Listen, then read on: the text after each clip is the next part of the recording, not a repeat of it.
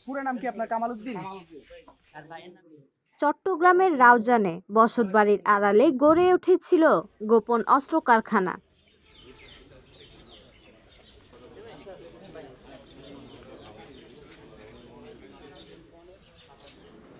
এমন তথ্যের ভিত্তিতে র্যাবের অভিযানে 2 জনকে আটক করা হয়েছে।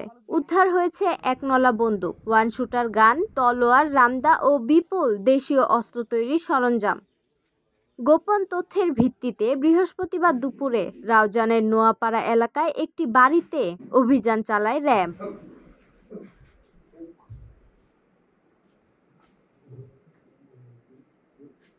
আটককৃতরা হলেন মোহাম্মদ কামাল ও মোহাম্মদ সোহেল। র্যাব জানায়, আটক কামালের নামে রাউজান থানায় অন্তত 3টি মামলা রয়েছে। অপারেশন এলাকায় অপরিচিত কাউকে দেখলেই সতর্ক হয়ে যেত অস্ত্র সিন্ডিকেট। তাই দীর্ঘদিন গোয়েন্দা নজরদারির পর এই অভিযান চালানো হয়। উদ্ধারকৃত আগ্নেয়াস্ত্র, দেশীয় অস্ত্র ও সরঞ্জাম সহ আটক 2 জনকে থানায় হস্তান্তর করা হয়েছে। র্যাব বলেছে, এই চক্রের অন্য সদস্যদেরও শনাক্ত করে গ্রেফতারের চেষ্টা চলছে।